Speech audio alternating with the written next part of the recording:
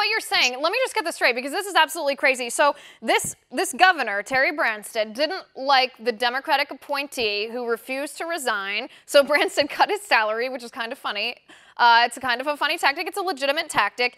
When the guy was out of his position, he said, well, it wasn't because we disagreed on politics. It's because you had animus against me as a gay man. There was no evidence of that. He provided no evidence of that. But the judge then said circumstantial evidence could be presented in the form of the fact that there were people willing to testify that being a Republican or being affiliated with conservative or Republican organizations made someone anti-gay.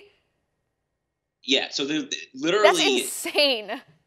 Yeah, the Iowa GOP is allegedly anti-gay for holding to the definition of marriage that civilizations of any religious, ethnic, national background for 2,000 to 3,000 years across monotheistic, polytheistic cultures alike held to be the truth. Allegedly now, in the year 2019, Liz, we are told, and this is Iowa, okay? That needs to be emphasized here. This is Iowa. This is a pretty Christian state. This is not Vermont. This is not Oregon. It's not like a radical secularist Pacific Coast or Northeast enclave. This is the American heartland.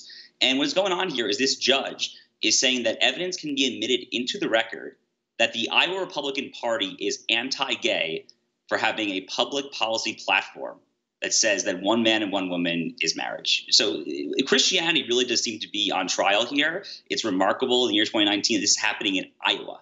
Right, that your political policy, I want to repeat this again just because it's so shocking. The precedent, if this actually happens, the precedent this could set is extremely dangerous for religious people and people on the political right side of the aisle. So Governor Branstad's public policy when he was a politician in public office on this, on same-sex marriage essentially was he was opposed to it.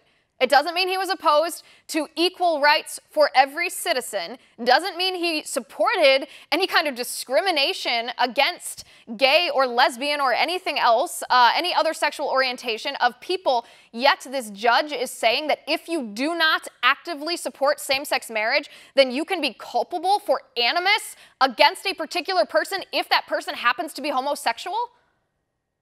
Yeah, that's exactly what's going on here. Yeah. It's literally, you know what it reminds me of? It reminds me of what happened after the obviously horrific shooting at the Gay Pulse nightclub in Orlando, Florida. Chick-fil-A, which obviously closes on Sundays, actually opened just that Sunday to say, and they sent their employees to deliver Chick-fil-A sandwiches to people volunteering at Pulse nightclub the Sunday afterwards. But apparently that's not good enough because you're allegedly now anti-gay if you believe that marriage is one man and one woman. But this is an egregious evidentiary ruling by a trial court judge.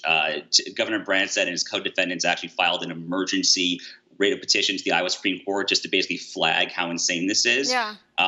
I'm hopeful that sanity will prevail and that this will come out the right way, but it is a snippet, it is a data point that really should scare religious liberty folks all across the country.